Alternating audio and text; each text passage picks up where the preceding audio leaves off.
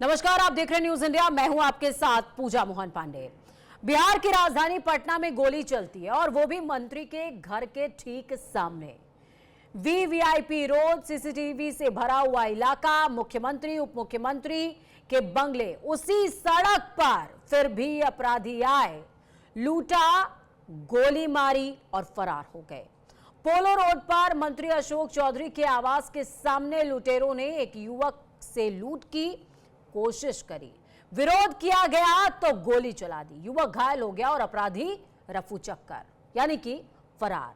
अब सोचिए, जहां सत्ता का सबसे ऊंचा दरबार है, वहां जब अपराध बेलगाम है तो आम आदमी का क्या हाल होगा।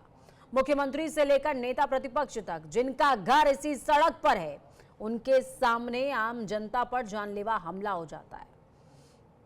तो सवाल यह है कि जब सत्ता के साए में ऐसी वारदात हो सकती है तो आम लोग आखिर कितने सुरक्षित हैं?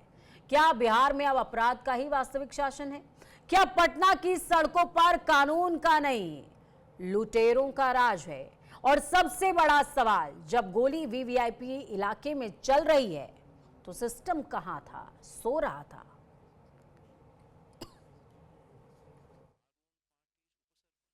हवाई अड्डा थाना क्षेत्र में जो है एक व्यक्ति को पीछे से बाइक पे दो व्यक्ति आए और उनके द्वारा लूटने की घटना सामने आई। इसी क्रम में उनके पास पिस्टल भी थी जो कि फायर हो गई, तो थोड़ा साइड में जाके वो लगी। थैंकफुली कोई हताहत नहीं हुई। उनको जो है खोज करने के लिए सब कैमरास को खंगाला जा रहा है, नाकाबंदी भी की गई है और डॉग स्क्वाड एफएसएल टीम वगैरह को वहाँ बुला लिया गया है और बाकी कार्रवाई जारी है। व्यक्ति कहाँ पे थे? वहीं पास ही के रहने वाले थे और प्रतीत होता है कि कुछ जानकारी शायद हो सकती है, तो आगे जो है पता किया जा रहा है। दो ही अपराधी थे, बाइक पर थे, अपाची बाइक। 400 रुपया जो उसके पॉकेट में था, मोबाइल मात्र नहीं, मोबाइल वे छोड़ गए हैं। आगे की देखते हैं। प्रथम दृष्टया जो है लूट की घटना तो है, उसको उसी प्रकार से इन्वेस्टिगेट किया जा रहा है। अभी जानकारी नहीं है कि कौन है, पता किया जा रहा है। अब तो पूरे तरीके से अपराधियों का राज आ गया है। सरकार नाम की कोई चीज नहीं रह गई है। मुख्यमंत्री का इकबाल खत्म हो गया है। प्रशासन में अराजकता आ गई है सरकार में। इसमें आप समझ जाइए, जब हमारे घर के बाहर गोलियां चल रही है उस वीवीआईपी इलाके में, ऐसा तो आज तक नहीं हुआ। यार कोई सुरक्षित नहीं है बिहार में। ये बहुत बड़ा जो है बिहार में अपराधी जो है लॉ एंड ऑर्डर का क्रिमिनल डिसऑर्डर कर दिए हैं। और ये AK-47 वालों को तो नीतीश जी नियम बना बना के जेल से बाहर निकलवाते हैं, गोली चलवाता है। जो AK-47 रखता है उसको ही छुड़वाने का काम करते हैं। तो आपने सुना तेजस्वी यादव सीधे तौर पर क्या कह रहे हैं। गोली चली नहीं, चलवाई गई है और ये सीधे तौर पर लॉ एंड ऑर्डर डिरेल है। तेजस्वी यादव ने सीधे तौर पर कहा है, कह रहे हैं कि खबरदार, पोस्ट भी किया था और तंज कसा, कहा खबरदार अगर किसी ने जंगल राज कहा तो जंगल राज मत कहना। तंज था ये नीतीश सरकार पर, क्योंकि बार बार हर बार जब भी बिहार की बात आती है तो क्या कहा जाता है, बिहार में बहार है, नीतीश सरकार है। नीतीश कुमार की जब बात आती है तो उन्हें सुशासन बाबू कहा जाता है। लेकिन लॉ एंड ऑर्डर की धज्जियां उसी सड़क पर उड़ी हैं जहां पर मुख्यमंत्री नीतीश कुमार का बंगला, नेता प्रतिपक्ष तेजस्वी यादव का बंगला, मंत्री अशोक चौधरी का बंगला, सभी का बंगला वहीं पर मौजूद था। चर्चा को बेहद खास बनाने के लिए हमारे साथ में प्रदीप सिंह जी जुड़े हुए हैं, प्रवक्ता हैं आप बीजेपी से। हमारे साथ में प्रभात कुमार जुड़े हुए हैं, कांग्रेस से प्रवक्ता हैं आप। डॉक्टर श्याम कुमार प्रवक्ता हैं आरजेडी से और डॉक्टर हिमांशु राजनीतिक विश्लेषक के तौर पर हमारे साथ में जुड़े हुए हैं। चलिए सभी का रुख करेंगे और सबसे पहले प्रदीप सिंह जी आपके पास में आऊंगी, क्या कहेंगे सर? दो वॉइस आ रही है, पीछे बैकग्राउंड में बात करें तो उसको कनेक्ट करा दें। एक बार वापस से डिस्कनेक्ट करके कनेक्ट कीजिएगा। प्रदीप सिंह जी को आवाज इको कर रही है। तो देखिए, लगातार हम जिक्र इसी बात का कर रहे हैं।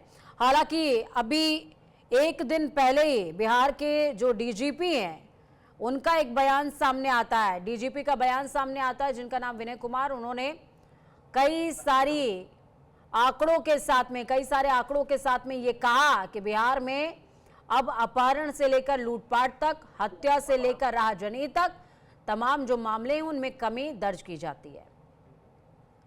2004 से उन्होंने कंपैरिजन मीडिया के सामने साझा भी किया था, मीडिया को ये रिपोर्ट सौंपी भी गई थी। लेकिन धीरे धीरे करके सवाल ये भी उठता है कि जब बिहार के अंदर मोस्ट वीवीआईपी एरिया ही सुरक्षित नहीं है तो हम और अन्य क्षेत्रों की बात क्या करें, जहां पर शायद पुलिस वालों को कॉल किया जाए तो गाड़ी ही 20 मिनट में पहुंचे। प्रवक्ता हमारे साथ आरजेडी से जुड़े हुए हैं, आरजेडी का रुख मैं कर लेती हूं। सबसे पहले डॉक्टर श्याम कुमार, आप क्या कहेंगे?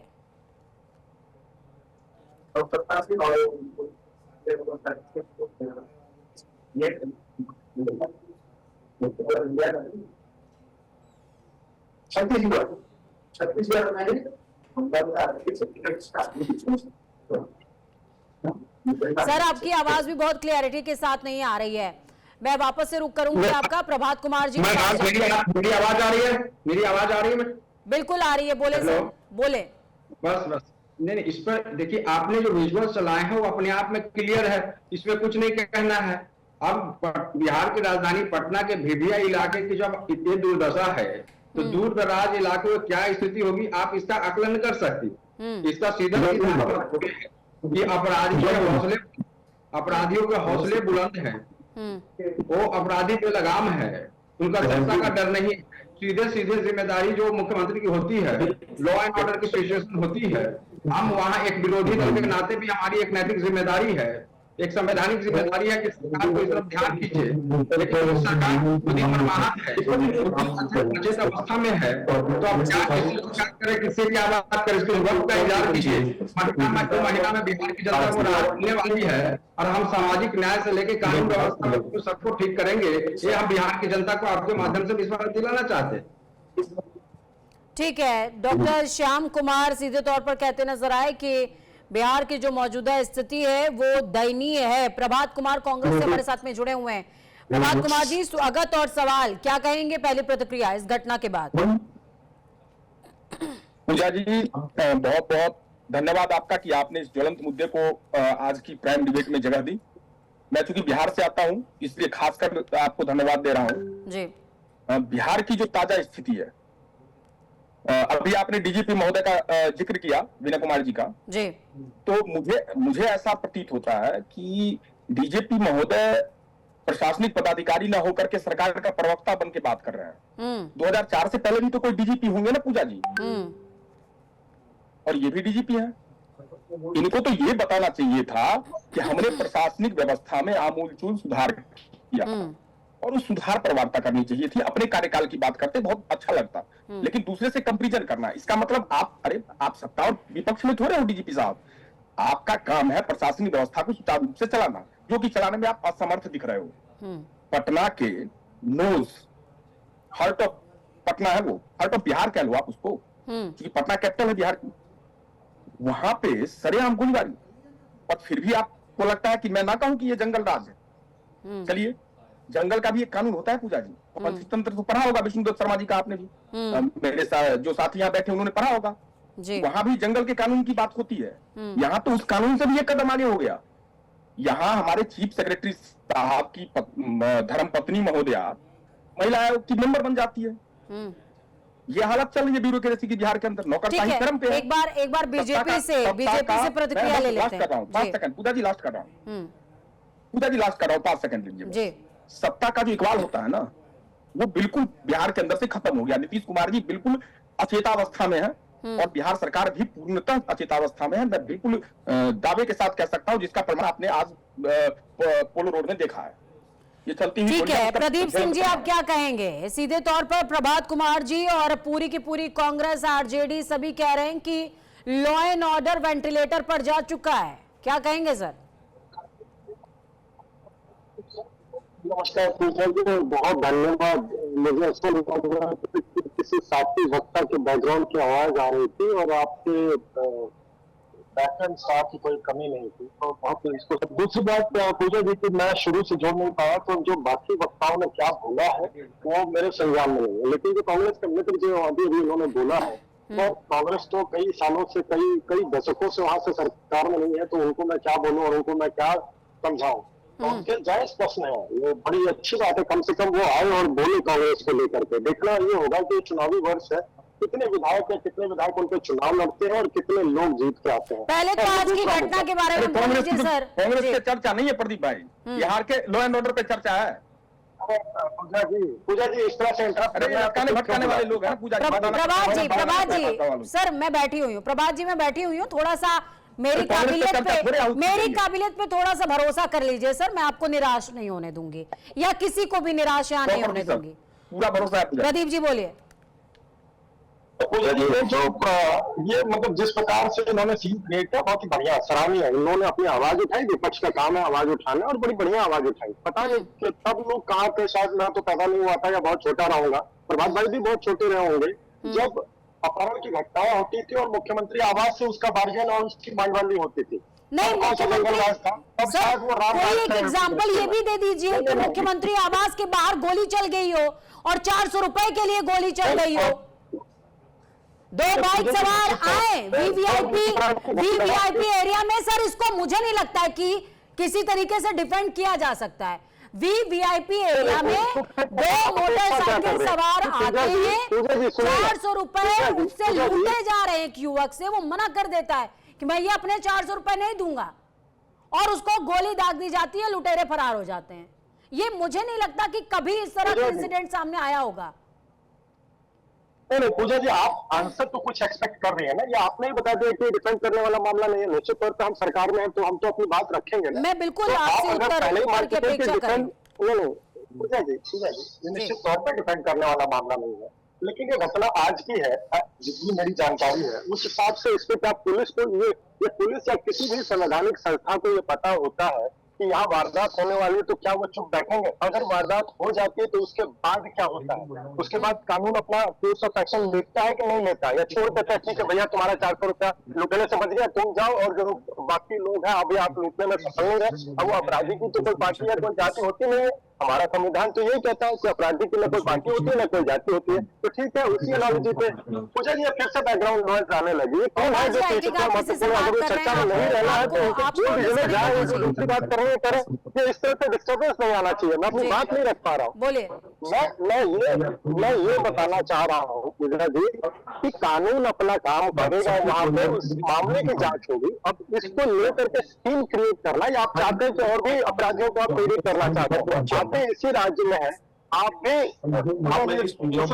अनप्रोफेशनल, बहुत ही अनप्रोफेशनल है। आखिर इनको अगर जब चर्चा में भाग लेना है तो क्यों बता रहे हैं?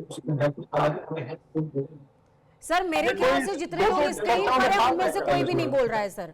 ये बैकग्राउंड आवाज कहाँ से आ रही है, प्लीज एक बार इसको सर्च आउट कीजिएगा। मेरे ईयरफोन में आवाज आ रही है, मेरे इस ईयरफोन में बाहर से कहीं आवाज।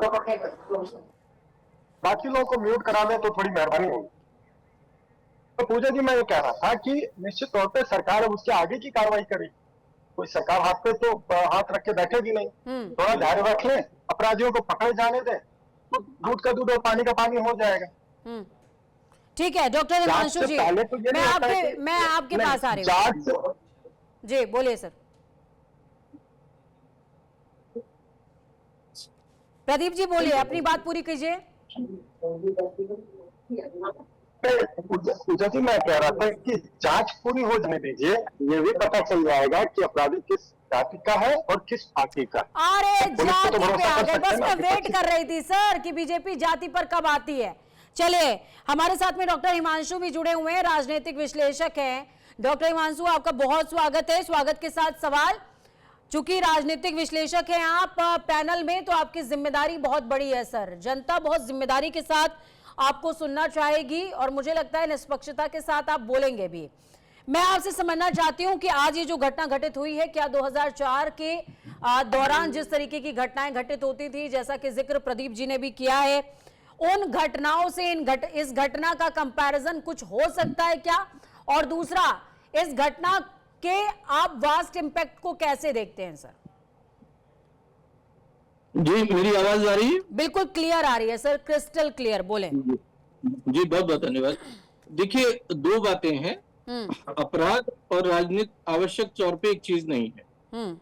यदि कोई लॉ एंड ऑर्डर का प्रश्न है तो उसे लॉ एंड ऑर्डर के प्रश्न के रूप में ही देखा जाए। वो बात अलग है कि कई बार लॉ एंड ऑर्डर के प्रश्न बहुत राजनीति के घालमेल के साथ होते हैं, और बिहार उत्तर प्रदेश इसमें बहुत ज्यादा घालमेल वाला राज्य है।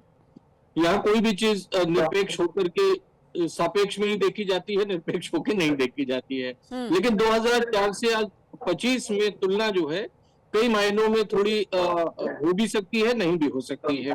कारण ये है कि कहीं उस वक्त में जो 2004 का, या मैं बल्कि कहूंगा कि 90 के दशक का जो दौर था, वो दौर ये था कि राजनीतिक वर्चस्व के लिए जातिगत वर्चस्व, वर्ग वर्चस्व, हर तरीके की झगड़े थे जो कि लॉ एंड ऑर्डर के रूप में सामने आया करते थे। लेकिन फिर मैं वही दोहराना चाहूंगा कि कोई भी लॉ एंड ऑर्डर की सिचुएशन जो है सत्ता इकबाल से चलती है, समाज लोकलाज से चलता है, और व्यापार को शुभ लाभ से चलना चाहिए, सिर्फ लाभ से नहीं चलना चाहिए। जब व्यापारिक लाभ अपराधियों का साथ लेते हैं, या अपराध से व्यापार होता है, या अपराधी राजनीति में होते हैं, तो आप जो सत्ता होती है या राजनीतिक दल होते हैं, चाहे किसी भी दल के हो, मैं किसी दल विशेष की बात नहीं कर रहा हूं, वो हमेशा अपराध को संरक्षण देते हैं और उसके लिए उर्वरा भूमि को कराते हैं, क्योंकि उन्हें कहीं ना कहीं अपने मोहरों को उपकृत करना होता है। और प्रकारांतर में तो अब अपराधी ही राजनीतिक हो गए, तो अब तो राजनीतिज्ञों के नौकरी के तो लाले पड़े हुए हैं। तो ऐसी स्थिति में सत्ता, मैंने जैसा कहा कि इकबाल से चलती है। यदि राजधानी में ऐसा कुछ हो रहा है तो कौन विपक्षी दल क्या कह रहा है ये महत्वपूर्ण नहीं है। जो सत्तारूढ़ दल है उसको निश्चित तौर पे इस पे विचार करना चाहिए कि चुनाव करीब है, इस तरीके की कोई भी गतिविधि, और खास तौर पे जब आप दूसरों पे जंगल राज का आरोप लगाते हैं तो वो आपको नुकसान राजनीतिक देने वाली है। तो इसकी ये परिणति तो होगी, ये दुष्परिणाम या जो भी होंगे उनके कंसिक्वेंसेस तो सामने आएंगे। तो सबसे पहले तो जो सत्तारूढ़ दल है उसको बहुत सजगता से ये जो हुई है घटना, बिल्कुल नाक के नीचे राजधानी में इस तरीके से, और जिस तरीके के आरोप का दौर चला है, उसे सजगता के साथ, सक्रियता के साथ इसे निराकरण की तरफ चलना चाहिए। इसे नकारने का प्रयास नहीं करना चाहिए, क्योंकि गर्दन उसमें डाल करके, रेत में डाल करके आप बिल्ली से कबूतर नहीं बच पाता है शुतुरमुर्गी के तरीके से। तो इसके निश्चित तौर पे आएंगे, पर कोई भी चीज एकांगी होकर के, एक पक्ष होकर नहीं देखी जा सकती है। हमको पूरे संपूर्णता से देखना है। बिहार और उत्तर प्रदेश निश्चित तौर पे राजनीतिक तौर पे जागरूक भी रहे हैं, राजनीति पे प्रभावी भी रहे हैं, और अपराध शब्द किसी रूप में ले लीजिए, चाहे वो जातिगत रहा हो, चाहे वर्गानुगत रहा हो, वर्ग के रूप में रहा हो, वर्ग संघर्ष के रूप में रहा हो, संसाधनों पर कब्जे के रूप में रहा हो, वर्चस्व के रूप में रहा हो, एक हिंसक प्रवृत्ति जो है उत्तर प्रदेश और बिहार में रही ही है। ठीक है। चुनाव के करीब आने पर इस तरीके की घटनाएं बढ़े, हालांकि ये तो देखने में तो ऊपर से तो देखिए, जब जांच आएगी तब पता चलेगा। ये तो बिल्कुल एक तरीके से अपराधियों के हौसले बुलंद होकर के, या लोगों का लोकलाज त्याग करके, जो मैंने सामाजिक विवेक की बात कही है कि समाज में यदि अपराधिकता को लेजिटिमेसी प्राप्त हो जाती है, वैधानिकता प्राप्त हो जाती है, वो ऑर्डर ऑफ द डे हो जाता है, तो ये कुछ इस तरीके की चीज भी दिखाई देती है कि लोगों के हौसले बुलंद होते हैं और वो सोचते हैं कि ऐसे अपराध वो कर सकते हैं। तो इसे सामाजिक विश्लेषकों को भी देखना चाहिए, राजनीतिक विश्लेषकों को भी देखना चाहिए। प्रदीप सिंह जी, वापस से मैं आपके पास आऊंगी। तेजस्वी यादव सीधे तौर पर बयान देते हैं और कंपैरिजन जंगल राज से करते हैं, क्या कहेंगे?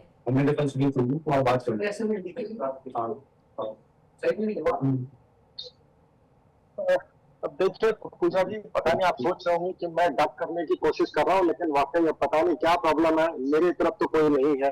क्योंकि तेजस्वी यादव जी जिस प्रकार से उनका धर्म है, वो अपने धर्म को बहुत सही निभा रहे हैं, प्रश्न करना चाहिए उनको करें।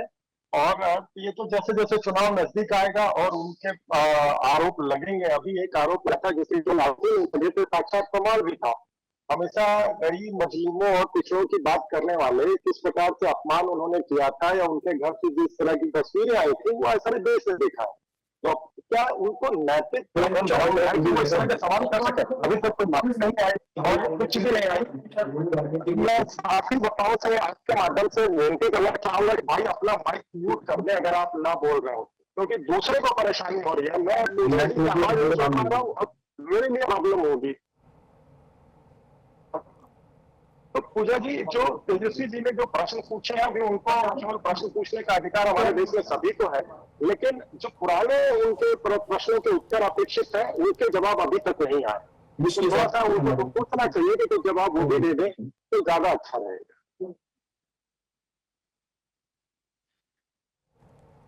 बिल्कुल प्रदीप जी, आप सीधे तौर पर कह रहे हैं कि तेजस्वी यादव के हिस्से में प्रश्न पूछना है, वो प्रश्न पूछ रहे हैं, लेकिन ये भी हमें समझना पड़ेगा कि जवाब देने की हिस्सेदारी बीजेपी और जेडीयू की मिक्स तौर पर है, क्योंकि एनडीए की सरकार है मौजूदा समय में। वक्त छोटे से ब्रेक का है, ब्रेक के उस पार जब वापस आएंगे तो चर्चा को आगे बढ़ाएंगे।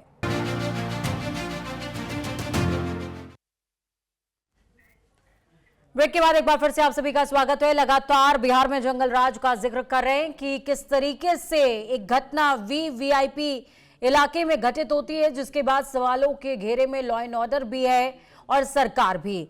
चलिए सीधे तौर पर चर्चा का रुख करते हैं। हमारे साथ में प्रदीप सिंह जी बीजेपी से जुड़े हुए हैं, प्रभात कुमार कांग्रेस से जुड़े हैं और डॉक्टर हिमांशु हमारे साथ राजनीतिक विश्लेषक जुड़े हुए हैं। डॉक्टर श्याम कुमार भी जुड़े हुए थे आरजेडी से, लेकिन फिलहाल डिस्कनेक्टेड हैं। लगातार हम कनेक्ट करने की कोशिश करेंगे। प्रदीप सिंह जी, मैं आपके पास आऊंगी क्योंकि ब्रेक पर जाने से पहले आपकी आवाज भी काफी ज्यादा ब्रेक हो रही थी और कंटिन्यूटी भी नहीं मिल पा रही थी, तो बताएं क्या कह रहे थे सर? धन्यवाद पूजा। देखिए, जब चुनावी बातें आती हैं तभी हमारे जो है हिमांशु सिंह जी ने, जो राजनीतिक विश्लेषक है, उन्होंने बड़ी तथ्य की बात कही, थोड़े जांच सुधारने दीजिए। निश्चित तौर पर राजनीतिक दल के कार्यकर्ता हम सभी को अवसर घटना हो सकती है, उसकी बातें तो जोर से उसका आवाज उठाते हैं। और विपक्षी दल कर रहे हैं तो वो निश्चित तौर पर वो अपने संविधान के हिसाब से सही काम कर रहे हैं, जो उनका पार्टी का संविधान। लेकिन मेरा यहाँ पे, मैं डिफेंस नहीं करना चाहता हूँ, आपराधिक किसी भी हो उसका कोई डिफेंस नहीं होता। निश्चित तौर पर वो समाज के ऊपर एक सवाल होती है या कानून व्यवस्था के ऊपर एक सवाल होती है। लेकिन थोड़ी देर और रुक जाते हैं, आज लगता है कुछ संबंधित अधिकारी लेकिन आपको ऐसा नहीं लगता है कि प्रधानमंत्री के दौरे के ऐन वक्त पहले इस तरह की घटना घटित होना ये मुश्किल भरा हो सकता है? निश्चित तौर पर ये कुछ संकेत नहीं है, लेकिन जांच एजेंसियां वहां पे जो है या जो सुरक्षा एजेंसियां हैं वो अपना काम बहुत तत्परता से करेंगी। निश्चित तौर पर इन अधिकारियों के ऊपर हो सकता है गाज भी गिरे जो इस व्यवस्था से संबंधित है, लेकिन अब कोई काम तो रुकता नहीं। चुनाव आने वाले हैं और चुनाव तो इसके लिए रुके नहीं, तो जितना अवसर जिसको मिलेगा, खास करके बिहार में विपक्षी दलों को जितना उनको अवसर मिलेगा वो बोलने का प्रयास करेंगे। ये सीधी सादी लगातार ये बातें हैं। प्रभात कुमार जी, आप प्रदीप जी की बात से संतुष्ट हैं या कुछ काउंटर है आपके पास? पूजा जी, मुझे तो प्रदीप भाई की सारी बातें हास्यास्पद लग रही है और मुझे आश्चर्य हो रहा है ये कहना क्या चाह रहे हैं। आपके व्यूअर्स अगर सुन रहे होंगे तो वो अभी तक कंफ्यूज होंगे कि प्रदीप भाई कहना क्या चाह रहे हैं। विपक्ष का काम है, अरे नहीं साहब, यहाँ पक्ष और विपक्ष की बात नहीं है। आज आपने कहा कानून अपना काम करेगी, बिल्कुल करेगी, लेकिन दिक्कत कहाँ आ रही है पता है प्रदीप भाई? कि आज जो सरकार है बिहार के अंदर, वो भूमाफिया, शिक्षा माफिया और माफियाओं के गोद में बैठ करके, जो शराब माफिया, इनके गोद में बैठ के खेल रही है। समस्या यहाँ है पूजा जी। ये लटकाएंगे फटकाएंगे, ये ऐसे ही बोलेंगे, इनका काम, इनके पास कोई जवाब ही नहीं है। क्या देंगे जवाब? ये आज तक दूसरे पर आरोप प्रत्यारोप करके राजनीति करते रहे, बिहार के अंदर मलाई खाते रहे। नीतीश कुमार जी का चेहरा लेकर के ये मलाई खाए हैं बिहार के अंदर, और आज जब गाज गिरने की बात आ रही है, बिल्कुल पता है मुझे ये उस पेड़ पे टिकेंगे ही नहीं। इनका इतिहास है, भाजपा वालों का इतिहास है, ये तब तक साथ में होते हैं जब तक मलाई चाटनी होती है। जिस दिन मलाई खत्म उस दिन ये उससे साथ जाते हैं। बात आज हुई थी बिहार की सुरक्षा व्यवस्था, लॉ एंड ऑर्डर। कांग्रेस का इतिहास देखें, आपको है ना। अरे आपको मिर्ची नहीं लगनी चाहिए प्रदीप भाई। प्रदीप भाई, मिर्ची नहीं लगी मुझे मैं आपके बीच में नहीं बोल रहा था, मैं आपके बीच में नहीं बोल रहा था। अरे मिर्ची तो एकनाथ शिंदे और देवेंद्र फडणवीस को लगनी चाहिए ना, आप क्यों आ रहे हैं बीच में? बिहार के बाद में महाराष्ट्र कहां से आ गया? कुमार जी को लगनी चाहिए। पूजा जी, पूजा जी, युवा नेता है, आपके तो युवा नेता है जो आज ही लौटे हैं सर। आपके बहुत आप ही जब कभी आवाज आ रही है सर, थोड़ा लोगों को बोल दीजिए ना, चुप हो जाए थोड़ी देर के लिए, आप उनके कहीं चले जाइए। मैंने अपनी बात पूरी नहीं करी प्रदीप भाई। आवाज बढ़ रही है प्रदीप भाई, मेरी बात तो पूरी हो जाने दीजिए। और धन्यवाद आपका कि आपने मुझे युवा नेता माना। अरे आप बड़े भाई हो और सम्मान के साथ कहता हूं। हमारे से ऐसे विश्वास तो करता है कि वो स्वस्थ रहे, 55 वर्ष की उम्र में भी अभी युवा है। मैं आपको जल्दी से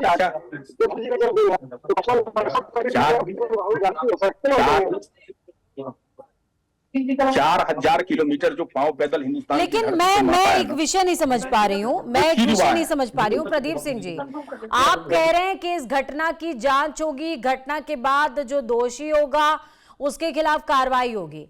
400 रुपए की खींचतान, 400 रुपए की लूटपाट होती है और व्यक्ति अपना आपा खो देता है। सबसे बड़ा सवाल है कि इतने बड़े एरिया में, इतने खास एरिया में, वीवीआईपी एरिया में कोई व्यक्ति गन लेकर के आ जाता है और आपके सिक्योरिटी गार्ड्स के अलावा गन किसी व्यक्ति के पास है और आप लोगों को भनक तक नहीं है। सर, लॉ एंड ऑर्डर कैसे लोगों को दे रखा है? सवाल उस पर उठाएं, सरकार पर उठाएं, कहां उठाएं, हमें बता दें आप, ताकि एड्रेस सही तरीके से हो पाए तो सुधार भी आए ग्राउंड पर। आप मेरे ख्याल से मुद्दा नहीं समझ पा रहे हैं।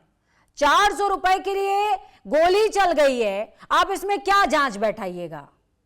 दोषी पकड़ लेंगे, वो कहेगा कि मुझे गुस्सा आ गया, मैंने गोली चला दी। मुद्दा ये है कि वो गन लेकर के कैसे गया उस एरिया में। सर नहीं पूजा जी, देखिए अगर इस प्रकार के सवाल है तब तो देखिए अभी अगर इस घटनाएं इस देश में नहीं हो रही होती तो राजीव जी और इंदिरा जी आज तक हमारे बीच में होते। ये घटनाएं जो हो जाती हैं वो कहीं भी हो सकती है, कितनी भी सुरक्षा में हो सकती है। मैं इस घटना का बचाव नहीं करना चाह रहा हूं। इससे ज्यादा गैर जिम्मेदाराना बयान मेरे ख्याल से आप नहीं दे सकते थे। बंदूक लेके कैसे चला जाए? प्रभात जी, मैं लास्ट कर रहा हूँ। प्रभात जी को सुन लीजिए एक बार, बोले। प्रदीप भाई सुनिए, प्रदीप भाई ने सरकार की मंशा यह कहकर स्पष्ट कर दिया पूजा जी कि इस पर जांच होगी और इसमें कौन सी जाति का एंगल है, फिर राजनीतिक नफा नुकसान के हिसाब से आकलन करेंगे, फिर प्रधानमंत्री जी जाएंगे और प्रदीप भाई स्टेटमेंट है वो जो डिकोड करने की मेरी बात से आपको दिक्कत कहाँ आ जाती है भाई?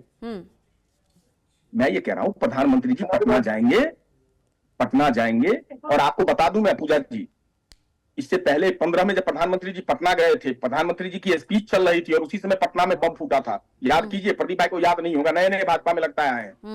ये घटना हो रही है प्रदीप भाई। ये 17 बरस से जो आप मलाई खा रहे हैं ना, और लॉ एंड ऑर्डर को आपने बेच रखा है और जातीय विमर्श नहीं, विद्वेष पैदा करके और धर्म का आर लेकर के जो आप सत्ता में रहते हो, उसका दुष्परिणाम है ये। डॉक्टर श्याम कुमार जी, मैं आपके पास आऊंगी। आरजेडी से आप जुड़े हुए हैं सर। डॉक्टर श्याम कुमार जी, क्या आप मुझे सुन पा रहे हैं सर? याद है डॉक्टर श्याम कुमार जी, मैं आपसे समझना चाहूंगी, अभी प्रदीप जी ने सीधे तौर पर कहा कि अगर ये इतना ही इजी होता, अगर गन ले जाने पर ही क्वेश्चन मार्क है, तो इंदिरा गांधी और राजीव गांधी की हत्या ना हुई होती। इंदिरा गांधी की हत्या जहां तक मैं जानती हूं कि उनका सुरक्षा कर्मियों ने करी है, और राजीव गांधी की हत्या बहुत बड़ा सिक्योरिटी ग्लिच था। लेकिन उस घटना का कंपैरिजन प्रदीप जी कैसे इस घटना से कर पा रहे हैं? सबसे बड़ा सवाल है, बताएं। राजीव जी की हत्या आतंकवादियों ने करा था। डॉक्टर श्याम कुमार जी, आ रही हूँ प्रभात जी, आपके पास आ रही हूँ। हमारे मित्र जो इस बात का बचाव मतलब कि रेफरेंस से करने पर निराशा हो रही है। और पोलो रोड जो है, आप जानिए कि सभी को पता है, मतलब आप जानिए और सबको पता है कि वीवीआई इलाके हैं, वहां सुरक्षा चाक चौबंद रहने चाहिए, वैसे तो रहने चाहिए, सभी जगह रहने चाहिए। लेकिन उसके बावजूद भी ये घटना घट गई है। बजाय कि घटना की जिम्मेदारी इनको ईमानदारी से ले लेना चाहिए। आज इनमें इतना नैतिक साहस नहीं है। ये सरकार की जिम्मेदारी होती है, और ये जिम्मेदारी एक दो घटना होती, मान लीजिए, तो मैं इस बात को मान लेता, गाय पे गाय घटना हो गई, सिलसिलेवार तरीके से एक पर एक घटना हो रही है। दुर्भाग्य और विडंबना बिहार की जनता के लिए ये हो रही है, इनके शासनकाल और कुशासन की वजह से, कि हर शहर पीड़ित है, हर व्यक्ति कहीं ना कहीं डर के साए में है। तो मैं आपको ये कहना चाहता हूं कि इसका मूल कारण है कि जो अभी हाल ही के दिनों में जो समझ में बात बन के आ रही है कि इनकी जो पकड़ जो है प्रशासन पर, शासन पर, सत्ता पर, पुलिस तंत्र कमजोर हो गई है।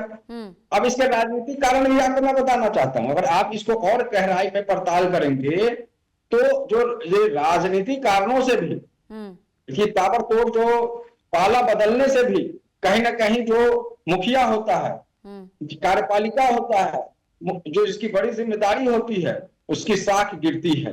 ये भी बड़ा कारण है। और बिहार की राजनीति में, देश की राजनीति में आज बड़े फख्र और के साथ मैं कहना चाहता हूं कि हम जिस पार्टी को बिलोंग करते हैं, हम जिसका नुमाइंदगी करते हैं, एक वजूद पर, एक कमिटमेंट पर, एक उनकी पॉलिटिकल कमिटमेंट रही है। तो एक घटना घटी है, इतिहास भरा पड़ा है सर आपके कमिटमेंट और आपके कार्यकाल का, उसकी तो बात ना ही की जाए तो बढ़िया है।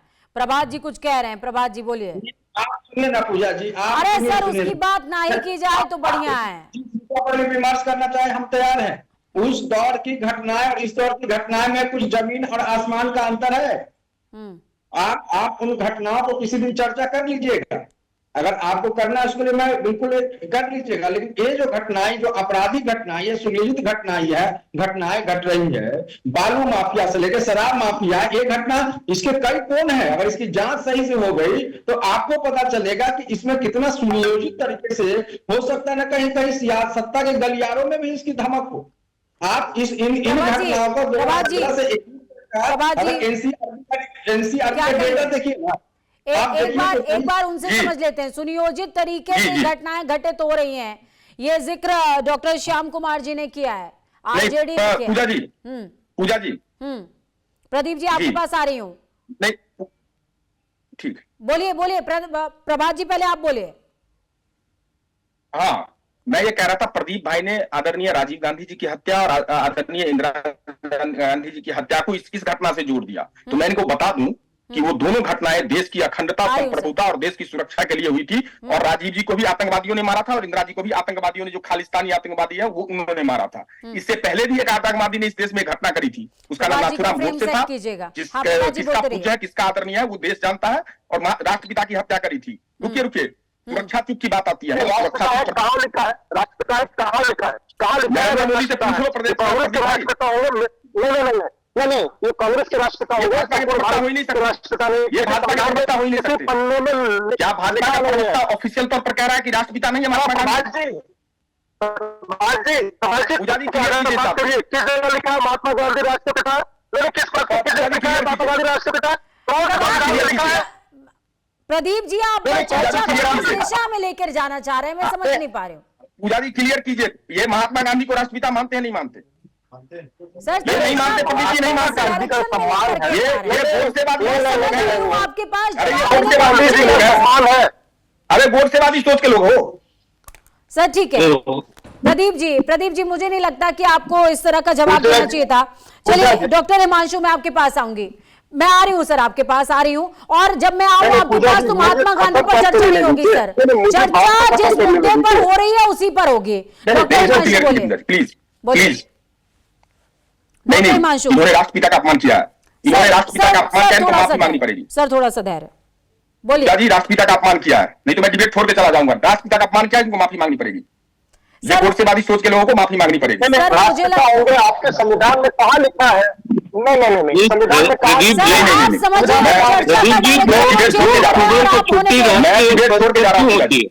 सर वो चर्चा चेंज कर रहे हैं और आप होने दे रहे हैं। पूजा जी एक बात पूछ रहा हूँ कि ये 2 अक्टूबर को जो राष्ट्र पर्व मनाया जाता है और आधिकारिक छुट्टी होती है घोषित, वो क्यों होती है?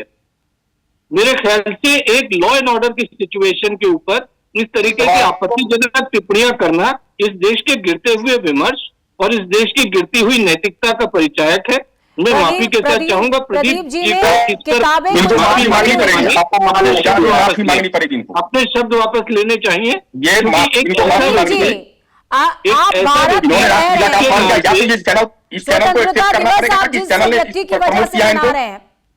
बताएं, इनको माफी मांगनी पड़ेगी। देखिए ये आपत्तिजनक है, इस तरीके की टिप्पणियां किसी भी पार्टी दलगत राजनीति अपनी जगह होगी, लेकिन इस तरीके की टिप्पणियां बहुत ही अशोभनीय है, गरिमाहीन है।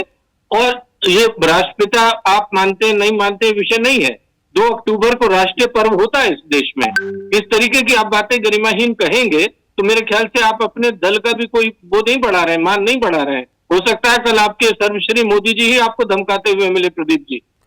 प्रदीप जी शायद डिस्कनेक्ट हो गए हैं। डॉक्टर हिमांशु, मैं चाहूंगी कि आप आगे कंटिन्यू करें। जी देखिए, जब हम लॉ एंड ऑर्डर की बात कर रहे हैं तो इस सिचुएशन को सीधे तौर पर राजीव गांधी और इंदिरा गांधी की हत्या से कनेक्ट कर दिया गया। इसको आप कैसे देखते हैं सर? कल को तो ये बोल सकते हैं कि भाई कोई भी व्यक्ति हथियार लेकर के वीवीआईपी एरिया में अगर घूम रहा है तो किसी मंत्री, किसी विधायक, मुख्यमंत्री, राज्यपाल किसी की भी हत्या करके निकल जाए तो ये कह देंगे इंदिरा गांधी और राजीव गांधी की हत्या हुई थी, इनकी हो गई, कौन सी बड़ी बात है? देखिए, उन लोगों से तुलना मेरे ख्याल से ना तो इस समय प्रासंगिक है। इंदिरा जी के विषय में फौजी होने के नाते हम बहुत सारी बातें जानते हैं। इंदिरा जी ने उस वक्त जब हटाया जा रहा था सुरक्षा के नाते कि भाई ऑपरेशन ब्लू स्टार के बाद कि सरदार उनकी सुरक्षा में थे, सिख लोग, उन्हें कहा गया कि इनको हटा दीजिए सुरक्षा। बड़ी नेता थी वो देश की नेता है। अब उन्हें दलगत राजनीति पर घसीटना गलत है, उन्होंने मना कर दिया। उन्होंने कहा भाई यदि मेरी सुरक्षा से सिखों को इस आधार पर हटाया जाएगा मेरी सुरक्षा के मद्देनजर, तो उस अवस्था में सिखों में गलत संदेश जाएगा। तो ऐसे बड़े नेता इस देश में रहे हैं। तो भाई गांधी अब राम का कह रहा है, वो तो हे राम जो गोली लगी है। अब ऐसी बातें करना, गांधी जिसको दुनिया पूजती हो, आपके देश की धरोहर हो, जहां आपका कोई भी राष्ट्राध्यक्ष दुनिया भर में आता हो तो वो जाकर के राजघाट माथा नवाता हो। एक मतलब 400 रुपए की घटना वीवीआईपी उसमें हुई है। नैतिकता ये है कि आप उसकी जिम्मेदारी लें। आपकी सरकार है, जिस वक्त कांग्रेस की थी या राजद की थी तो वो जिम्मेदारी राजद और कांग्रेस की थी। आज आपकी सरकार है तो जिम्मेदारी आपकी है। ये नैतिकता है और सामान्य बुद्धि है, सरल सामान्य बुद्धि है कि सवाल आपसे होगा। अगर आज कांग्रेस की सरकार होती, क्या आप यही चाह रहे हैं कि भाई कांग्रेस की सरकार आ जाए या राजद की आ जाए? अगर आप नहीं चाह रहे हैं कि कांग्रेस और राजद की आ जाए तो आपको तो सुरक्षा व्यवस्था को और चाक चौबंद करना चाहिए। लगता है ऐसा रहा है कि ये चाह रहे हैं कांग्रेस राजद की सरकार आ जाए। जिस तरीके का स्टैंड प्रदीप जी का रहा है पूरी डिबेट के दौरान, आप उस स्टैंड को या फिर मौजूदा समय में जिस तरीके की मंशा आप कह सकते हैं कि सत्ता पक्ष की बिहार के अंदर है, उसके बाद क्या लगता है? क्योंकि अभी मुझे जहां तक ध्यान आ रहा है सर, एग्जिट पोल्स भी कुछ सामने आए थे। उन एग्जिट पोल्स में विपक्ष की सरकार बिहार के अंदर बनती हुई नजर आ रही थी। मुझे लगता है हाथ पर हाथ धर करके बैठ गए हैं और कुछ भी करना भी नहीं चाह रहे हैं वो। नहीं, मेरा दूसरा निवेदन है, भाई कांग्रेस की और राजद की कुछ गलतियां रही होंगी तो भाजपा केंद्र में या यहाँ सत्ता में आए हैं नीतीश जी। अब अगर आपको ये लगता हो कि नहीं भाई हम तो ब्रह्म अवतार हैं, हम जो भी करेंगे वो चलेगा, तो ऐसा ही तो अवधारणा सभी में ये धारणा रही, तभी तो सत्ता परिवर्तन होता है। यही डेमोक्रेटिक प्रोसेस है कि जब जब सत्ताधीश का दिमाग खराब हो जाए तो वो सत्ता दिमाग खराब कर देती है। तो यहाँ तो सीधी बात है कि भाई आपको नैतिक जिम्मेदारी लेनी चाहिए और उसकी जांच करा करके दोषियों को सजा देनी चाहिए। आप उसी में वहां कहा राजीव गांधी और राहुल गांधी, कल आप कहिएगा कि जो है महाभारत हो गया, कृष्ण जी थे उसके बावजूद महाभारत हो गया, तो कोई मर जाए, कोई लुट जाए, कोई पिट जाए, किसी का बलात्कार हो जाए, कुछ हो जाए, हमारी तो जिम्मेदारी नहीं है। जब कृष्ण जी नहीं रोक पाए महाभारत तो हम क्या रोकेंगे? अब ये दलीलें देखिए नहीं होती है। कांग्रेस की सरकार थी उस वक्त 2014 में एक व्यक्ति को देश ने, मैं कह रहा हूँ प्रदेश नहीं, देश ने उसमें आशा देखी, उसमें समाधान देखा, उसको प्रधानमंत्री बनाया। अब अगर वो नहीं परफॉर्म कर पा रहा है अंतर्राष्ट्रीय स्तर पर, क्षेत्रीय स्तर पर, तो भाई वो भी हटा दिए जाएंगे। ये तो प्रजातंत्र का तरीका है। कांग्रेस चली गई, भाजपा भी चली जाएगी, ये भी चले जाएंगे। प्रदीप जी ने फिगर रेज की हुई है, लगातार कुछ बोलना चाह रहे हैं। चाहे वो महात्मा गांधी हो, सबसे पहले तो महात्मा गांधी पर अपना राष्ट्रपिता को लेकर के अपना स्टैंड आप क्लियर कर दीजिए सर, क्योंकि जिस तरीके से जब हम तमाम आयोजन अपने देश के अंदर करते हैं, तमाम विदेशी मेहमान यहाँ पर आते हैं तो सबसे पहले वो राजघाट जाते हैं। तमाम विश्व जिस शख्सियत के सामने, जिस व्यक्तित्व के सामने नतमस्तक है, उसको आप नेशनल चैनल पर बैठ करके कह रहे हैं कि तुम मानते हो राष्ट्रपिता, मैं नहीं मानता। एक टुच्चे से 400 रुपए की घटना के पीछे आप इस तरीके का बयान दे रहे हैं सर। मुझे लगता है आपको जिम्मेदारी लेनी चाहिए अपने पूजा जी, पूजा जी, मैं बड़ी जिम्मेदारी के साथ आपको भी कह रहा हूँ। मुझे लग रहा है कि सबकी भावनाएं हाथ हो गई, मेरा ऐसा कोई इरादा नहीं था, लेकिन मैं फिर कह रहा हूँ आप स्वतंत्र हैं किसी को राष्ट्रपिता मानने के लिए और किसी को राष्ट्रपिता नहीं मानने के लिए। यहाँ पर आपकी स्वतंत्रता का विषय नहीं है। आप बीजेपी राष्ट्रपिता नहीं। प्रदीप सिंह जी, संविधान में महात्मा गांधी को राष्ट्रपिता नरेंद्र मोदी जी भी उन्हीं के चरणों में जाकर के प्रदीप सिंह जी, बीजेपी आपको तीन दिल्ली में नहीं घोषित किया मानती जाएगा। महात्मा गांधी को। लेकिन भाजपा मुझे 1 सेंटेंस में जवाब दीजिए, हाँ या नहीं सर, 1 वर्ड जवाब। नहीं सुनिए ना पूजा जी, इसमें तो गलती हो गई है। पहले ना नहीं, आप इस तरह से जबरदस्ती शब्दों को थोड़ी पूछेंगे भाई, आपका मान है, आप मानिए, मैं कभी उसमें कोई सर आप इस बीजेपी प्रवक्ता के तौर पर बैठे हुए हैं, आप बीजेपी का राष्ट्रपिता गोडसे, आप जो बोलेंगे यहाँ बीजेपी का स्टैंड है। प्रदीप जी आपके राष्ट्रपिता गोडसे हैं? पूजा जी, बाकी लोग क्यों सवाल पूछ रहे? अरे प्रदीप भाई गोडसे को आप अगर राहुल पिता मानते हो तो मानते रहे, मुझे कोई आपत्ति नहीं है। पिता गोडसे को मानते हो? मैंने किसी को ये नहीं पूछा, मैंने ये कहा कि कहाँ लिखा है। भाजपा के इतना नहीं सुना है, आपकी भावना हाथ हो गई तो भाजपा का राष्ट्रपिता नाथूराम गोडसे, भाजपा का राष्ट्रपिता नाथूराम गोडसे माफी तो मांगेंगे। जाइए अपने राष्ट्रपिता का बीजेपी का स्टैंड अगर उस बात पे कहे तो, और गांधी जी चाहते थे तो मना के खत्म कर दिया जाए आजादी के बाद, तो सबसे पहले तो अरे गांधी क्या चाहते थे? गांधी जी चाहते थे, आप तो गांधी को मानते ही नहीं। आप गांधी कहने लगे, महात्मा गांधी को आप गांधी कहने लगे। नहीं आप तो मानते ही नहीं ना, कहते थे नहीं, इसको खत्म हो जाना हम तो चाहिए। राष्ट्रपिता मानते हैं। नहीं, कांग्रेस को खत्म हो जाना चाहिए। आप मानते हैं कि नहीं मानते बताइए? अभी तक कांग्रेस नाथूराम गोडसे राष्ट्रपिता प्रदीप सिंह जी आप कैसा स्टेटमेंट दे रहे हैं? आप कैसा स्टेटमेंट दे रहे हैं? आप सोचिए तो सही, आप बोल क्या रहे हैं नेशनल टेलीविजन पर बैठ करके? डिस्कनेक्ट हो गया उनका फ्रेम। मैंने केवल इतना पूछा, मैंने केवल इतना कहा कि कहीं लिखा नहीं है, मैंने केवल ये कहा।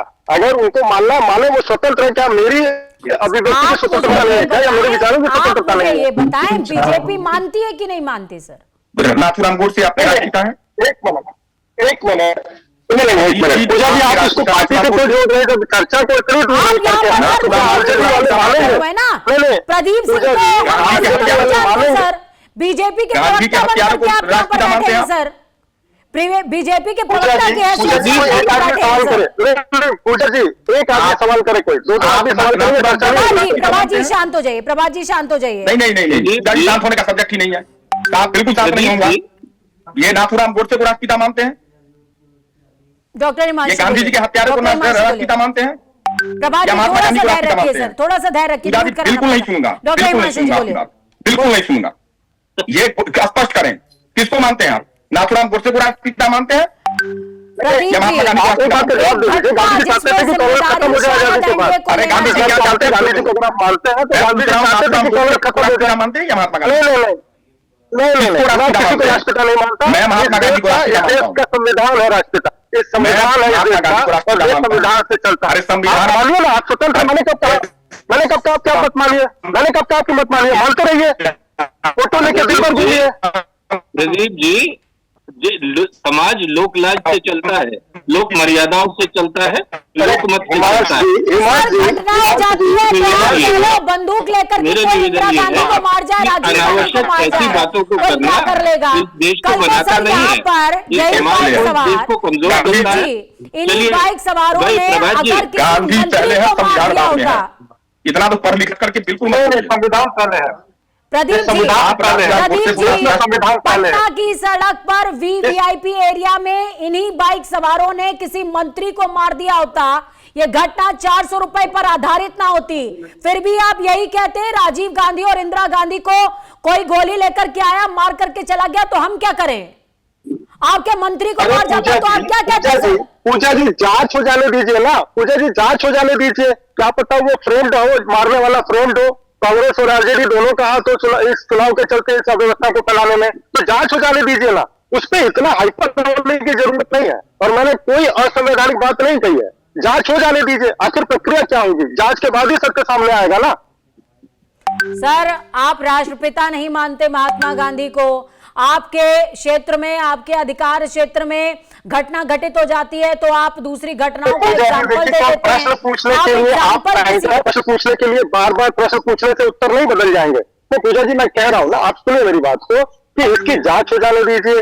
जांच होने के बाद जो सत्य सामने आएगा वो सबके सामने होगा, वो सिर माथे पर होगा। लेकिन अभी जांच पूरी नहीं हुई और उसके लिए मतलब का पतंगड़ खड़ा करना श्याम कुमार जी, तेजस्वी यादव ने बहुत ही ज्यादा जिम्मेदारी से कहा और मीडिया के सामने ये बात कहा कि गोली चली या गोली चलवाई गई।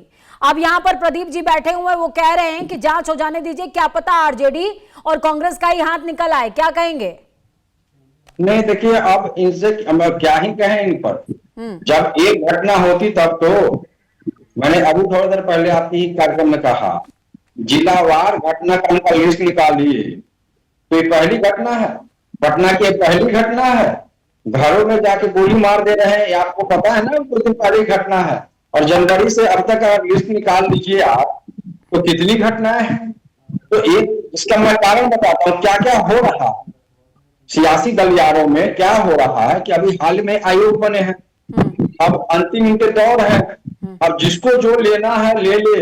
अब सबको पता है, अपराधियों को भी पता है कि सियासी गलियारे में जो इनकी पकड़ ढीली है और जो मुख्यमंत्री का दायित्व है, जो कार्यपालिका के नाते जिम्मेदारी है, उसके कारण घटना हो रही है, उनको जिम्मेदारी लेनी चाहिए। तो हमारे भाजपा के भाई जिम्मेदारी लेनी चाहिए कि हमारी विफलता है, हम लोग शासन सत्ता चलाने में असफल हो रहे हैं, हमसे नहीं चल रहा। 2-4 महीने की बात है, आप लोग की विदाई हो जानी है। तो आप एक बहुत शुक्रिया आप सभी का इस चर्चा को खास बनाने के लिए, हमारे साथ जुड़ने के लिए। चर्चा लगातार होती रही, कई पहलू इस चर्चा में निकल कर सामने आए। आरजेडी ने कहा जंगल राज रिटर्न्स है, या फिर यूं कहिए कि जंगल राज तो अब आया है। कांग्रेस कह रही है कि आरजेडी का जो बयान है हम उसके साथ में है, जंगल राज तो है और वाकई में यही जंगल राज है। जेडीयू और एनडीए, बीजेपी भी सम्मिलित होकर के अलग अलग तरह के बयान दे रही है। बयान कुछ ये कि भाई राजीव गांधी और इंदिरा गांधी को भी तो उस जगह पर दाखिल होकर के कोई मार गया, अब कोई किसी को मार जाए तो हम क्या करेंगे, कोई जिम्मेदाराना बयान नहीं। कह रहे हैं जांच हो जाने दीजिए, उसके बाद सामने आ जाएगा, दूध का दूध पानी हो जाएगा। लेकिन सवाल ये कि डॉक्टर हिमांशु राजनीतिक विश्लेषक के तौर पर जो हमारे साथ में जुड़े, उन्होंने कहा कि राष्ट्रपिता को आप राष्ट्रपिता नहीं मानते, घटना को आप घटना नहीं मानते, लॉ एंड ऑर्डर को देख करके आप कहते नहीं कि भाई सख्ती होनी चाहिए या फिर घटना की कोई जिम्मेदाराना जांच होनी चाहिए, तो आप शासन किस बात का चला रहे हैं? बहुत सारे सवाल हैं जिनके जवाब आने बाकी हैं। लेकिन बीजेपी को देखना पड़ेगा कि आपके प्रवक्ता अगर टीवी स्क्रीन पर, नेशनल टीवी पर आकर के ये कह रहे हैं कि हम महात्मा गांधी को राष्ट्रपिता नहीं मानते, वो महात्मा गांधी जो कि वैश्विक पटल पर हिंदुस्तान का सिरमौर हैं, हिंदुस्तान के मस्तक पर केसर तिलक हैं, उनके त्याग तपस्या से आज हिंदुस्तान आगे बढ़ रहा है। तो आपको सोचना पड़ेगा कि आप कैसे प्रवक्ताओं को नेशनल टेलीविजन पर बैठा रहे हैं, ये आपको सोचने की जरूरत भी है। वक्त छोटे से ब्रेक का।